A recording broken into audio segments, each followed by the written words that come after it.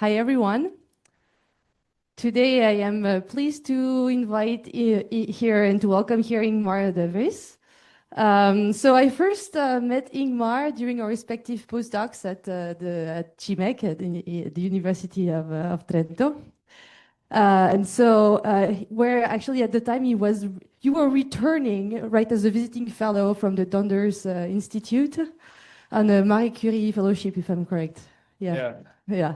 And so before that, Ingmar completed his PhD in the Netherlands, and he's now an assistant professor at the University of Trento.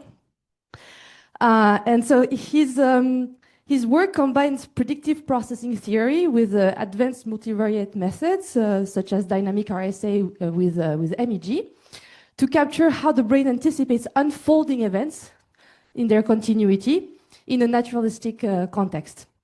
So today he will show us how hierarchical priors and stimulus familiarity shape continuous neural predictions, I think. So welcome, Ingmar. The floor is yours. You have about 45 minutes for your presentation, and then we'll have some questions. All right. Thanks a lot, Marie. And also thank you, Sophie, for inviting me and for organizing everything. So I'm very happy to be here and visit Neurospin for the first time in my life. Not Paris for the first time. Been here a couple of times. Okay, so yeah, I'll start. Thanks for introducing me. Right, so our daily lives are characterized by this constant stream of continuously changing sensory input, right? Very dynamic, very complex, continuously changing. Actually, yesterday I was on the metro in Paris, and that was a very good example of this chaotic world where we constantly have things that we have to deal with and they're changing, such as in this example. So how does our brain deal with this continuously changing input, and how are we able to understand it and also interact with it in a timely manner? So many contemporary theories, they assume that we're able to do so because the brain is continuously predicting what will happen next. And there's a lot of empirical support for this, but that mostly comes from highly controlled artificial studies that use simple and often static stimuli, often discrete stimuli.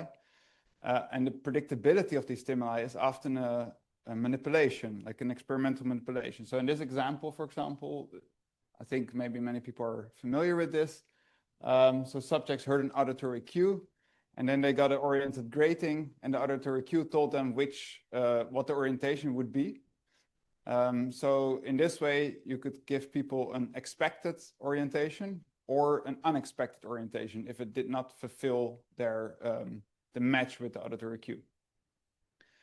But this is, of course, not at all like how we predict in our daily life, right? So we don't get this cues that will tell us what will become predictive, but instead we have this model of the world that we build up through our life, through our experiences, that includes, and based on this model, we generate priors, so probabilistic distributions of what's the most likely thing that's going to happen, or the most likely explanation of our sensory input.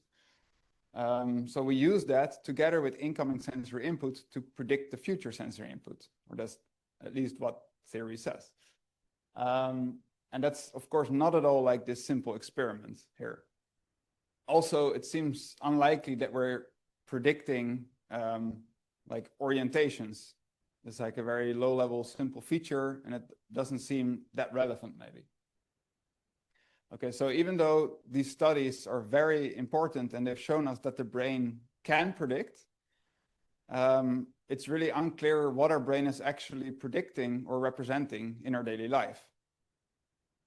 And that's what I'm interested in, right? So this is an example result from one of these studies.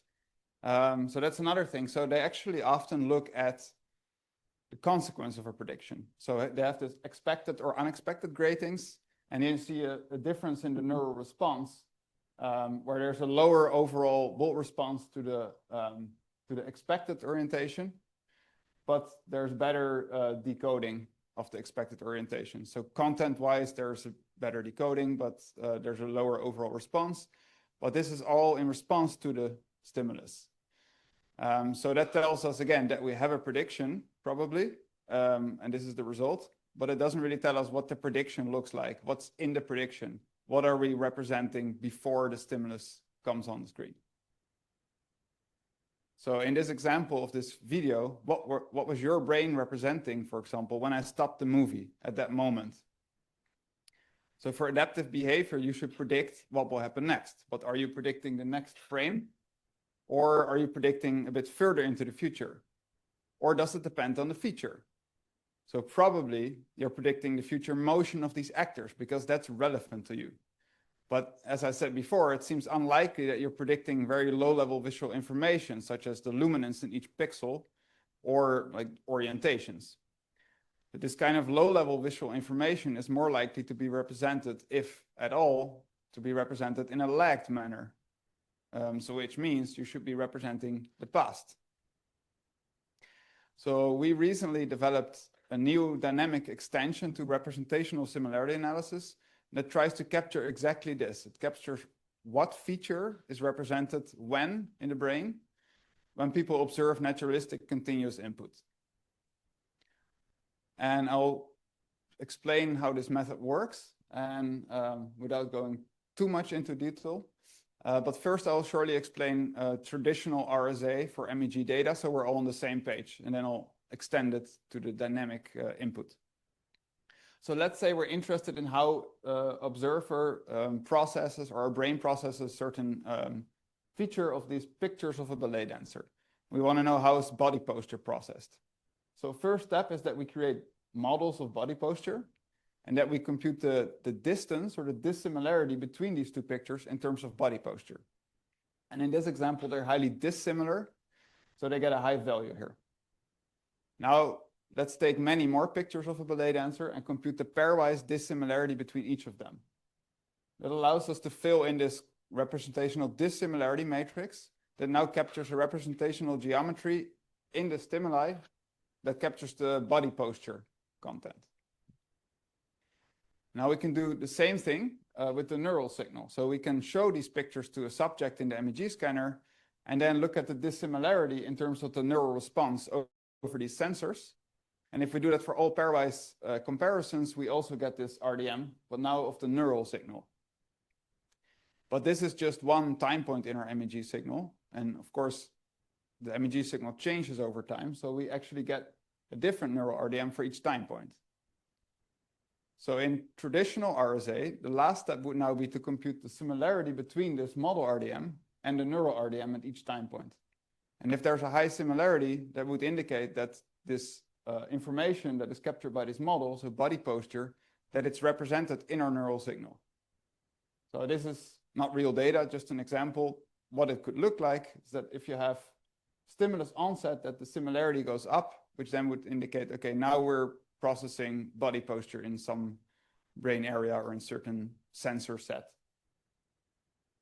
All right, but with this, we can't really study how we're predicting in naturalistic continuous input, right? So let's move to videos instead. So now we have ballet dancing videos.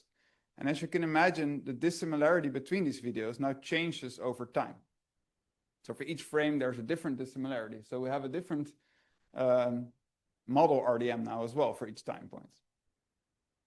So in dynamic RSA, what you can do now is not just compute the similarity between the model and neural RDM at the same time points, so at a latency of 0 between the two, which would give us a similarity value here at the lag or latency of 0. But we can also see how well does a neural RDM match past model RDMs or future model RDMs. And if we compute the similarity across a range of latencies, we get this similarity latency plot, which now tells us something about the strength of the match between the two, which is the magnitude here, but also the latency at which this match is the strongest.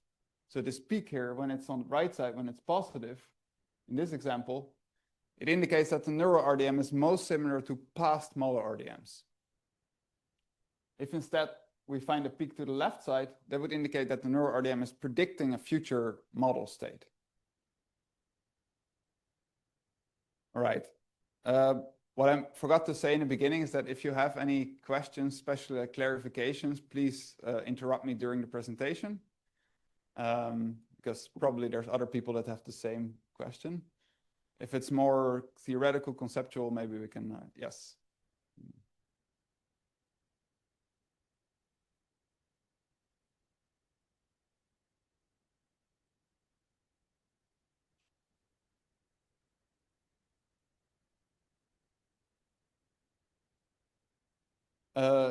Yeah. So if you have a long video, what you get is like the average latency of representation. Yeah. It's a good question because I kind of simplified it a little bit. So what you can do, of course, now is plot like a two-dimensional neural time by model time similarity plot. And then you would actually get for each time point in the stimulus at what latency the neural representation is. So you can get that information. Okay. Yes.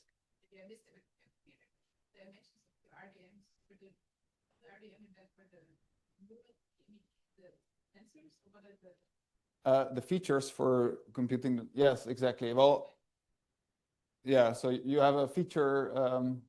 It's just your sensor activity is a vector. For each time point, you have one vector, and then for one time point, you can correlate. You do 1- correlation between two stimuli that you showed.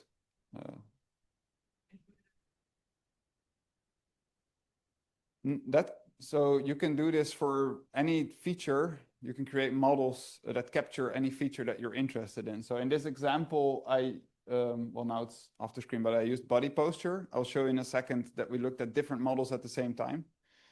For body posture, in this case, we had kinematic markers on the ballet dancer. So we had three-dimensional body posture representations, but I'll get to that in a second. Yes.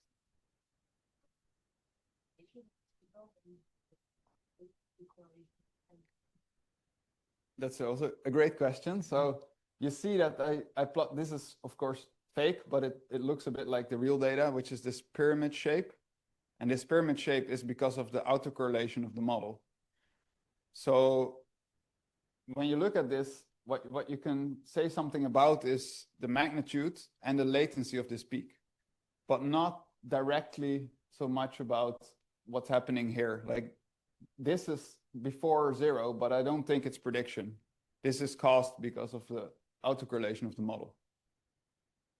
Yeah, and then, okay, actually I can immediately, little technical detail here. So when you compute the similarity between the neural and model RDM, you can just use a correlation. But then if you have several different models, then those models are also correlated with each other. And you want to know what variance in the neural signal is explained by each individual model. So instead of correlation, we use a regression approach where we include all the other models at all the different latencies. So you get a lot of predictors in your regression. And then test one model while trying to account for the variance better explained by the other models. And yeah, we ran like a lot of simulations to compare the different models and see how well we're able to test one model while regressing out the other models. All right. So far, clear? Okay.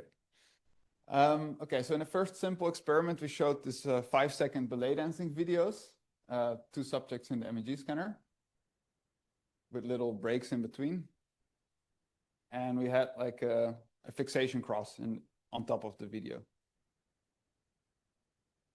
Right. So we wanted to look at different features at the same time. So we want to characterize the stimuli in a complete way. So we looked at, well, pixel-wise luminance. So for dissimilarity measure, how dissimilar are they in terms of pixel-wise luminance? Optical flow factors, so they capture the pixel-wise motion, so the motion in each pixel from frame to frame. And body posture, so based on these kinematic markers, these 3D kinematic markers. And then you can have viewpoint dependent body posture, but also viewpoint invariant. So in this example, these two are very dissimilar in terms of viewpoint dependent body posture, and then very similar in terms of viewpoint invariant body posture. So you first align them and then you compute the dissimilarity. All right. So if we look at the results of this experiment, we can see indeed that we have different latencies of representation for different features, with pixel-wise luminance, for example, as we expected, is actually represented in a lag manner. So the peak is on the right side. It's a positive peak latency. So we're representing this mostly bottom up, probably. But if we look at the future motion of the ballet dancer, we see that we have these predictive representations, both in terms of pixel-wise motion and if we look at the body motion with the captured by the kinematic markers. And there's an interesting hierarchy, or inverse hierarchy actually, where you see that the highest level viewpoint invariant body motion is predicted most in advance, already at 500 milliseconds, followed by viewpoint dependent body posture. And then last is pixel-wise motion, which is closest to real time. And this fits with a lot of sort of predictive processing theories. They assume that there's a hierarchy of prediction where higher level areas or higher level representations exert top-down influence on lower level areas to constrain by means of prediction what the input should look like. And this shows the necessary timescales for that to be able to happen. And if we look at view invariant body posture, we see actually this almost real-time zero latency representation. And initially we thought, okay, that's maybe a lag representation. But if you compare it with pixel-wise luminance, which is a much lower level representation, it's actually earlier than pixel-wise luminance. So if there would be a pure feed-forward processing here, then you would expect view invariant body posture to be represented later. So the fact that it's represented earlier suggests that there is a predictive process going on that allows us to have an earlier representation. And it's actually very close to real time, which I think is interesting because, I mean, this is a little bit speculative. I don't want to touch on consciousness and everything, but if we go through the world, we experience other people's positions and postures in real time. It feels like we're experiencing it in real time. But at the same time, we're able to interact with people, we're able to catch a ball, so we are predicting, but we have some experience of real-time representation. So maybe this is what we're capturing here, that body posture, position, posture of people is a real-time representation. Okay, so why do we find these predictive representations in the brain? So how are people able to make these predictions? So we know from all these very simple experiments with, like what I showed you, the example, but also moving dot experiments, that people can predict where the dot is going to move. But that can be based on simple motion extrapolation mechanisms. But in this case, we're looking at biological motion. And we know that we have, from biological motion perception research, we know that we have well, a model of the world of how other people move. And that includes priors, like probabilistic priors of what's the most likely way people will continue their motion based on biomechanics, based on gravity, and all these things. So it would make sense that we use all this information to constrain our predictions, to help us predict better, right? So we wanted to test this, whether we rely on these priors that we have to make predictions, or that they help us, or whether just simple motion extrapolation is enough. So in the next experiment, we wanted to disturb the priors. We started by disturbing the holistic priors by showing the videos up, down, inverted, like this. Because we know from a lot of literature on face recognition and also static body posture recognition, that if you invert the stimuli, that they are not processed holistically anymore. So faces are processed, well, the nose and the mouth and the eyes are kind of processed separately instead of as a holistic thing. And also body posture, if you show body postures normally, there's a strong bias by gravity and by biomechanical constraints. But if you show them up, down, inverted, then these biases are gone. So we disturbed these holistic priors by up, down, inversion. And then we also wanted to disturb more short-term kinematics priors about how biological motion typically continues smoothly. But also in general, we have a bias for motion going slower. And we wanted to disturb this by showing the videos scrambled, but not completely frame by frame. We cut them in pieces between 200 and 500 milliseconds and then randomly scrambled those pieces. So that's what this looks like. Right, so if we look at the inverted condition, we compare it to the normal viewing condition. We see that it's actually only the highest level viewpoint invariant body motion prediction that is strongly attenuated. So there's almost no prediction there anymore. So it seems that this highest level view invariant motion prediction actually relies on our holistic priors. But what we actually didn't expect to find, so we expected to find this, but we didn't expect to find that if you look at viewpoint dependent body motion prediction, there's actually a stronger prediction for the inverted condition. So it seems that we're not just not predicting anymore, but we try to still predict at lower levels where we're still able to understand and predict the stimuli, where we don't need this holistic priors. Or in other words, for viewpoint dependent motion prediction, we might not need these holistic priors. And if we look at the piecewise scrambled condition, we see that all the motion prediction is gone. And this might also be a little bit surprising because there's still pieces of, on average, 350 milliseconds. So you would expect that maybe, especially pixel-wise prediction, that would still be present, but it's completely gone. And I think it might be that people just don't have enough time to start up predictions. And that's another interesting empirical question. How much time do you need when you see dynamic things happen? How much time do you need to start up any prediction? Apparently this is not enough. What we also see is that there's actually the body poster representations. They're stronger, they're sharper and a little bit delayed. So it's hard to compare these latencies here, but we compare them statistically with bootstrapping and you see that they're a little bit delayed and they're sharper. And this actually fits with certain prediction theories like predictive coding that say that if you have accurate predictions, you don't need to process sensory information anymore after the event because your predictions explain away the sensory input.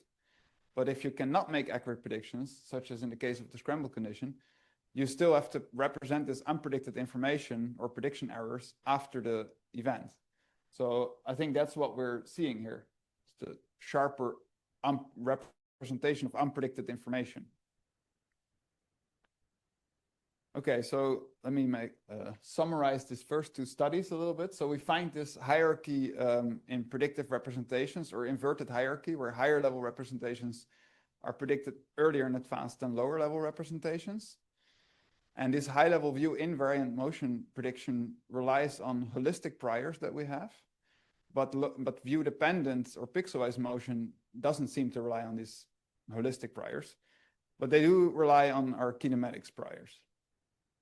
And disrupting these kinematics priors leads to a sharpening of the post-event representations. Okay, so using this, yes? Explain the different curves that you see. And they are different source features. Ah, you mean the different colors here? Yes, sorry, yes. Yeah, so this is source reconstructed signal. So what you do is you use a distributed source model. So you get like all the different 15,000 sources. And then we selected a priori regions of interest. So visual areas in the visual hierarchy. And then some areas of the action observation network, because we expected those to be involved. Low-level visualization, the best projects are representation, viewpoint design. Yeah. Yeah, so I think there's two things or several things to say. So one is, of course, it's still MEG, so it's not perfect in localizing, not like fMRI, unfortunately. So I think even if we look at visual areas, or even if we look at higher level areas, we'll see some overlap. I think in general, the method, not just dynamic RSA, but MEG in general, for this multivariate analysis, works better in areas that are larger, like visual cortex. So I think that drives maybe this a little bit. The other thing is that's an open question, is a little bit where these predictions originate and how they trickle down to lower levels of the hierarchy and what they look like. So I don't know for sure whether we're looking at the origin of these predictions or we're looking at a lower level consequence of the predictions, because at some point they have to reach lower level areas so you can compare it to sensory input, right?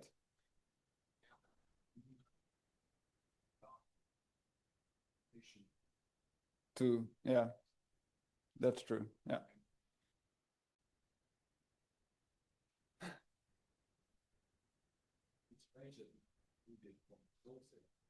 Yeah. Yeah. Yeah. So we don't know whether we are looking at the right areas, right? So and then it becomes a little bit maybe too noisy with MEG to really find. I mean, I would be very interested to apply this method also with fMRI data, but I'm very worried about the timing then, and that it becomes much harder to say when what happens. Yeah. Yeah.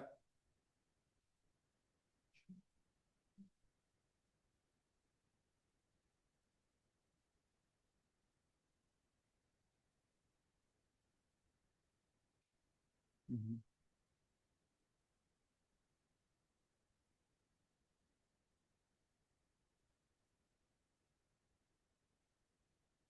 But like, you mean with little breaks in between?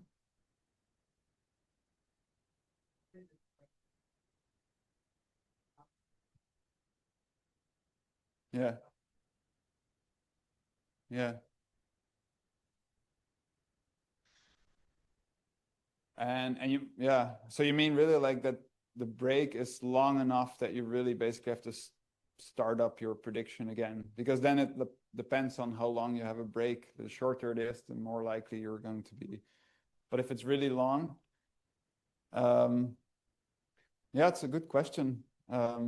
Yeah, I mean, we also had this idea that we haven't tried yet to actually have a more like a stronger baseline condition is by actually showing some of the frames, just a single frame statically, and then looking at what latency there's a body posture representation, because then we can compare this with our videos and then see how much the latency is actually advanced in videos compared to when it's really like an unexpected picture of yeah. But for these motion representations, it's a bit hard, because if you show a picture, there's not going to be a motion representation. So if you show a little segment, it could work, but then at some point you start predicting again. So it's a little bit inherently hard to do that. Yeah. All right.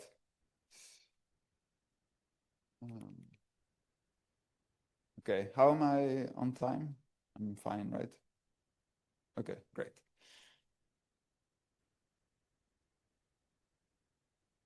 Okay, great. Yeah.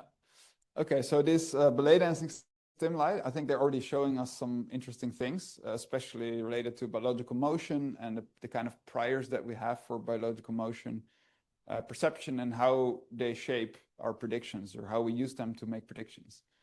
But we, of course, can also now go with this method to much more naturalistic input, more naturalistic stimuli, complicated stimuli, such as audiovisual movies. And then we can also try to answer different questions. So does having a rich semantic context or a narrative, like a story, does that help us make predictions also at lower levels, at perceptual levels? And not just stronger predictions, but maybe also earlier predictions. And can we find some semantic representation in the MEG signal, which is very much open question, whether we can find this continuous semantic representation, and then at what latency we can find this in the MEG signal. So to test this, we started with this experiment, and I have to warn you that from now on it's going to be more preliminary data, so we didn't analyze all this data yet, but I think there's already some interesting patterns emerging. So we used this movie, 1917, and we chose it not because it's a horrible war movie that actually, I think, is recorded not far from here, somewhere, yeah, in France. But because it's actually, this movie is edited as if it's a single shot. So there's no camera viewpoint changes and there's no scene changes. It's 1.5 hours movie of a single shot, which is really remarkable that they did this. But for us, it gives us something that is as close to our natural experience as we can imagine when you use an audiovisual movie. And the camera actually just moves around next to the actor, so it really feels as if you're the third person walking amongst these two actors.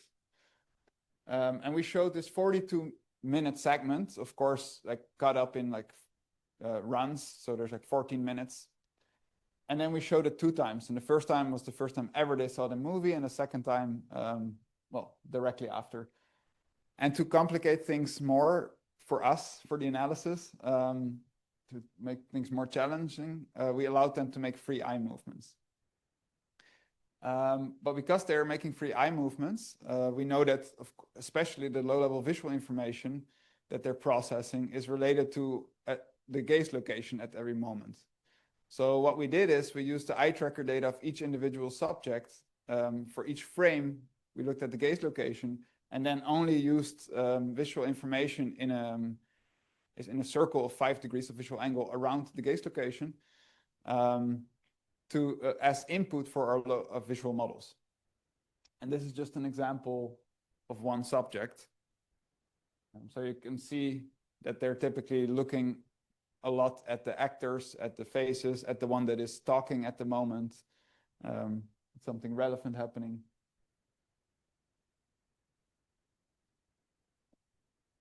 It seems a bit small here, but it's, I mean, the screen was quite close to them, so it is quite a big circle. This decision of this size is still a little bit, it was the best thing we decided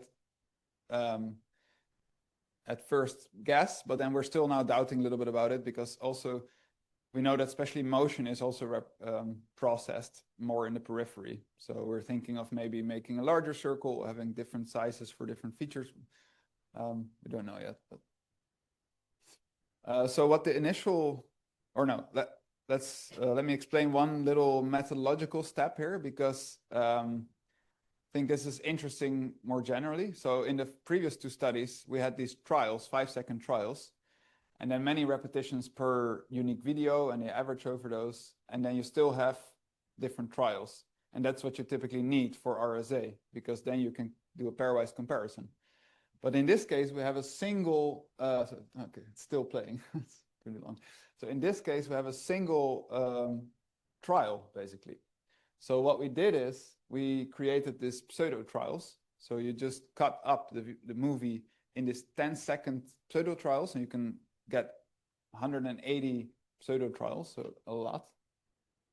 And of course, you keep the MEG signal aligned with the stimulus models. So you have these new pseudo trials, and then you align those as if they are actual trials, like in the previous experiment, and then you run the analysis exactly the same way. So you compute the model RDM for the matching frames for your 180. So you get 180 by 180 model RDM. So this is a bit small, just illustration. And then the same for the neural RDM for one time point. So you get 180 and 180 neural RDM for each time point, changes over time. And then again, you can compute the similarity across latencies. And then, of course, you can do this. We take 180 random samples with some time in between, and they're not overlapping. And then you can run different iterations where you take different random subsamples.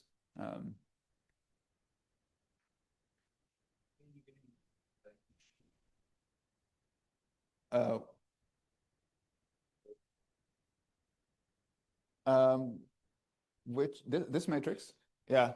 So this is just a simple illustration. I should actually show the real thing here, but this is 180 by 180 because we have 180 pseudo trials, or let's call them trials, 180 unique trials.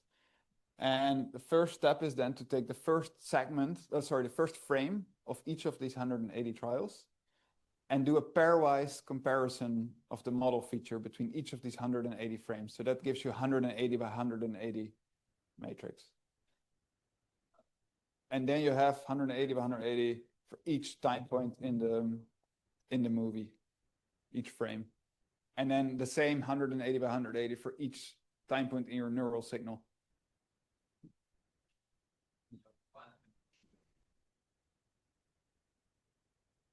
For each of these? Yeah. Yeah, yeah. Yeah, of course, across all the sensors. Yeah.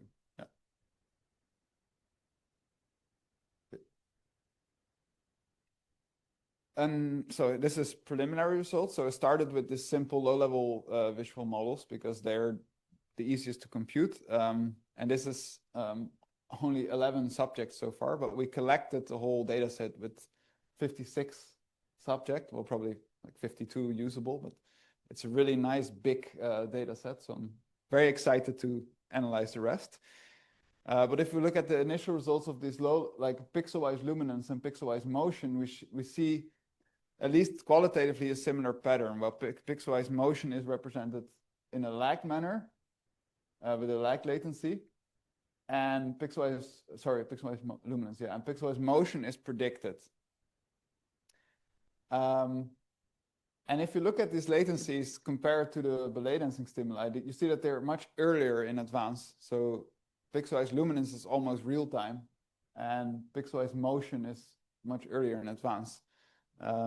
So I'm not sure yet exactly why. It could be that that's because of the semantic context that we have, the narrative that we have, that allows us to make earlier predictions. So what we maybe expect to a certain extent. But of course, it can also be related to the eye movements. And that makes the analysis a lot more complicated, how we're going to deal with that exactly. I'm not 100% sure yet. So because people might see something in their periphery already, and then they make an eye movement there, and then they represent it, but they actually had some information already. So it's not a pure prediction in that way. Although their representation of something in the periphery should look very different than when it's actually on the fovea. So eye movements can also not completely explain the earlier predictions. Okay, so then a next step would be to look at body posture again, body motion. But we don't have the kinematic markers now. So what we do now, we try to get this information using neural networks that are trained to recognize body posture. And a master student of mine was working on this. So for now, he tried this VidPose model that captures the body posture of several actors at the same time and can track them across frames. So you get these person boxes that track a certain person. And then it becomes, again, pretty complicated how to do this with some choices that might be arbitrary. Like how many actors do you choose for your body posture model? Do you always choose only one? But our brain might be processing several postures at the same time. So maybe we could use more postures. But then there's frames with one person in there, with 2, with 10, and with 0. So how do you compute the dissimilarity between those different frames, right? So for now, we went for the simple option where we look at one person that is closest to the gaze location. So it's again a gaze-dependent model.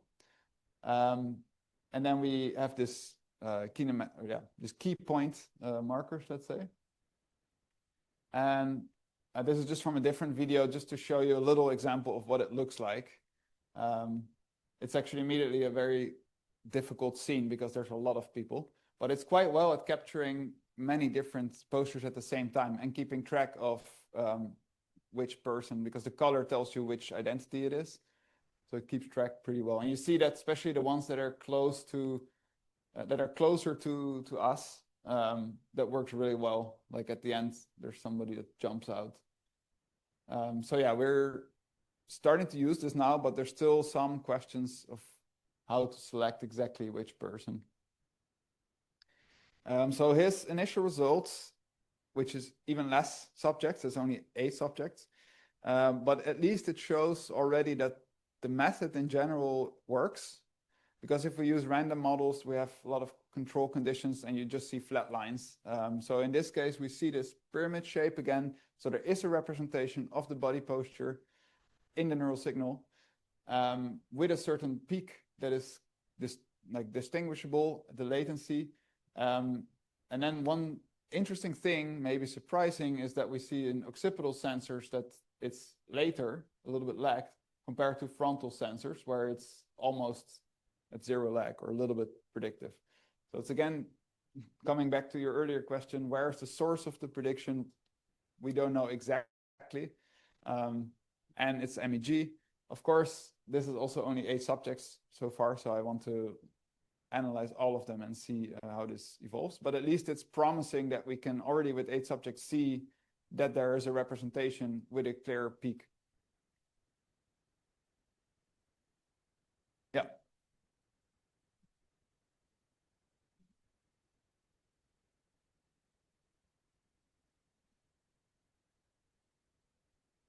Yeah. No. So to compare the latencies, we use like a bootstrapping. Yeah, I mean, you could just ideally you would just take on an individual subject level, look at their curve, and then take the peak latency and then run statistics, t-test between the two conditions. But like determining a peak latency on the individual subject level is very noisy. It's the same problem with ERP analysis. The noisier subjects you're gonna have peaks that are like biased to the sides of your window. So then it depends on how large your latency window is. So it's better to do some jackknifing or bootstrapping, which is now we started doing this bootstrapping. Okay. Yeah, I don't show some of the statistical details where I compare the peak magnitudes or the latency, but I have like extra plots of, especially of the belay dancing stimuli, if you want. Yeah. Right. So another cool thing that you can do now is, so we now looked at MEG signal, and we looked at different stimuli, right? Ballet dancing videos and then more naturalistic audiovisual movies. But you can also look at different physiological signals, right? You can use EEG, you can use intracranial recordings, as long as they have a high enough temporal resolution. But what you can also do is look at, for example, the eye tracker signal and use that as instead of your neural signal. So try to see whether you have models that can explain your eye tracker signal, your eye movement behavior. So that's another thing that this master student did. And then the models that he looked at, he picked models that are more relevant for eye movements. And those are saliency models, because when you're allowed to make free eye movements, it's like a very strong high correlation between your attention and the eye movements.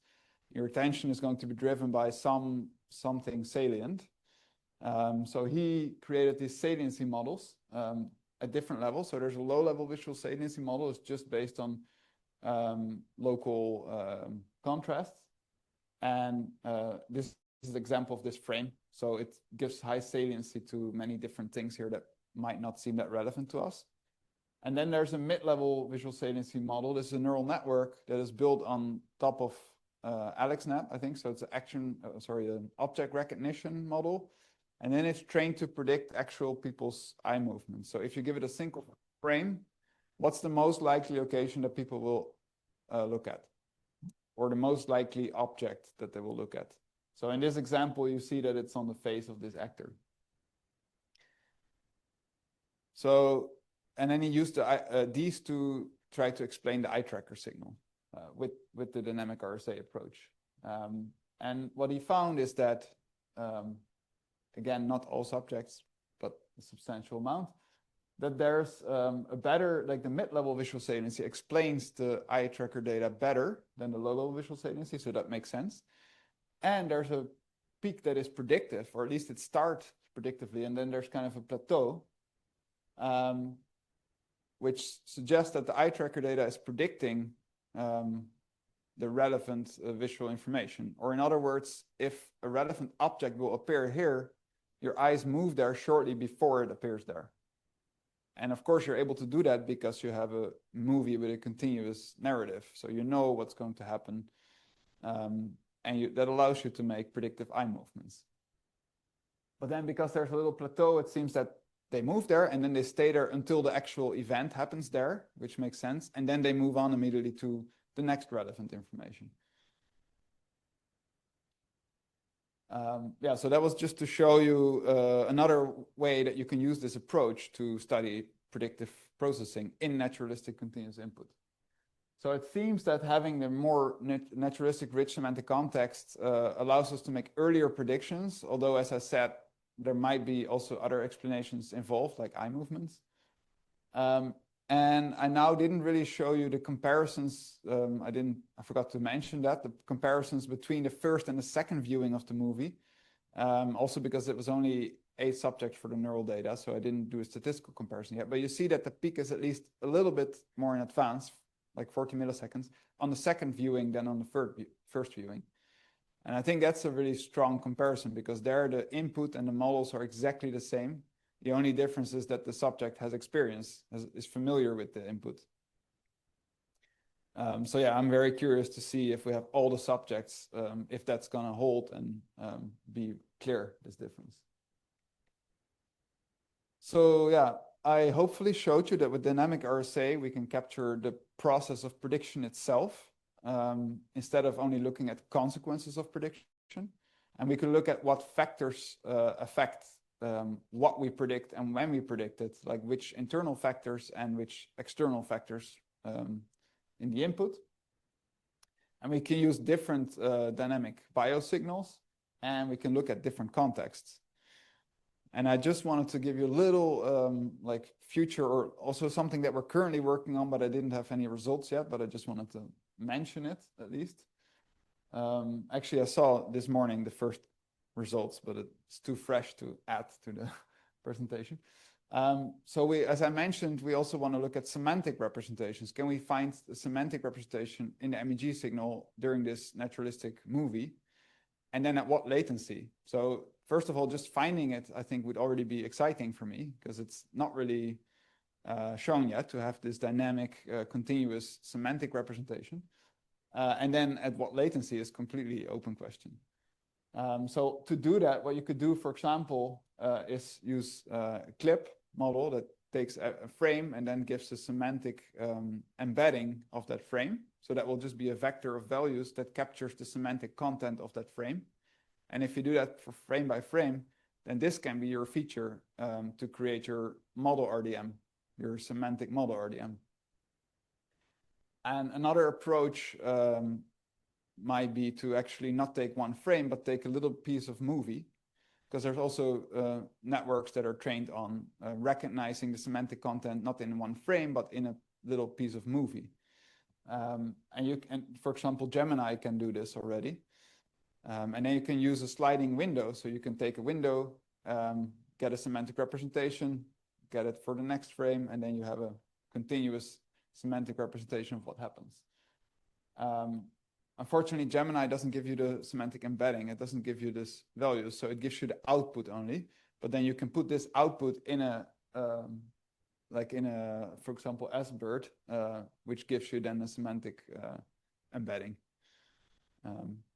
And so my, like a PhD student in our lab, she actually tried to use this clip approach, and she actually found, I could have added, she found at least that we can find this representation for the first subject. So it seems to work, and it was lagged, so not predictive, but a little bit lagged. But it's yeah, it's a very fresh. So I hope to show you soon more about this.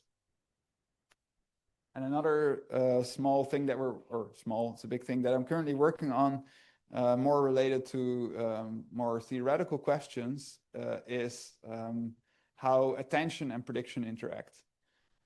Because that's still also an open question. There's some research that showed that if we attend to things that you predict better and other things that you predict less, then there's more recent studies that show that especially your prediction errors become stronger when you attend. So that might be related to having a better update signal because you update your internal model based on your prediction errors. So if you pay more attention, having stronger updating signal helps you update your model better. So with this approach, we could test this really nicely because we can kind of separate the predictions from the prediction errors, as I showed you. So what we're now running, or actually it just finished the data collection, is a study with this black and white movies. And that's the example movie that I showed you, where people either pay attention to the movie, and there's always these shapes that are being shown on the screen, these black shapes that appear here and there. But when people pay attention to the movie, they just ignore the shapes. It's very easy to ignore the shapes when you're paying attention to the movie.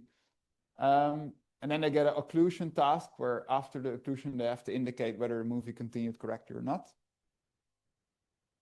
And in the other condition, they get exactly the same input, but now they're tasked to actually pay attention to the shapes. And so after the occlusion, they get tested on which of these shapes is the last one that you saw. So they get the exact same input, the models will be the same, but they're either paying attention to the movie or they're not paying attention to the movie. And then we can start asking questions about how does this affect our predictive representations and how does it affect our lag representations differently. Yeah, so unfortunately no data yet, but that's the data is there, but no results yet. Yes.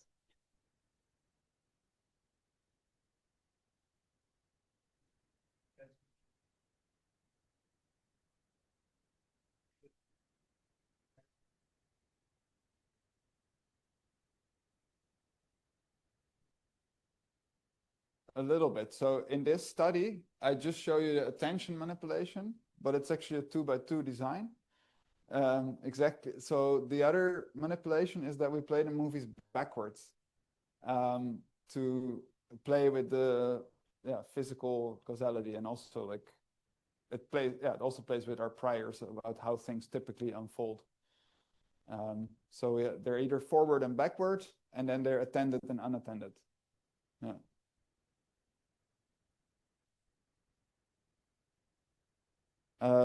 Yeah, okay, so that's it. Thank you a lot for your attention. Also wanted to just thank some of the collaborators. So I started all this with Moritz Worm at GMAC.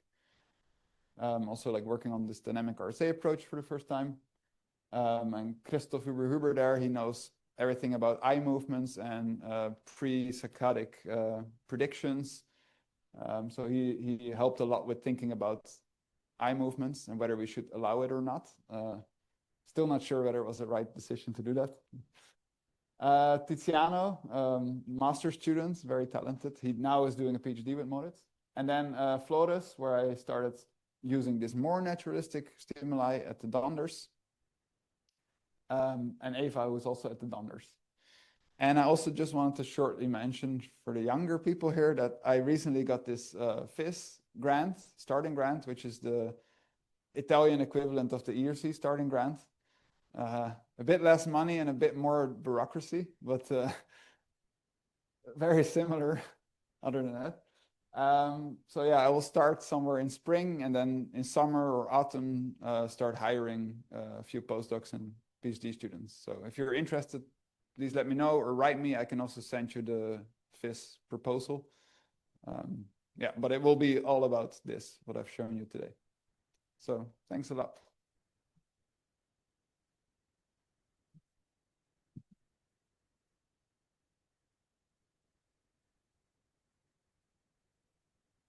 Thank you.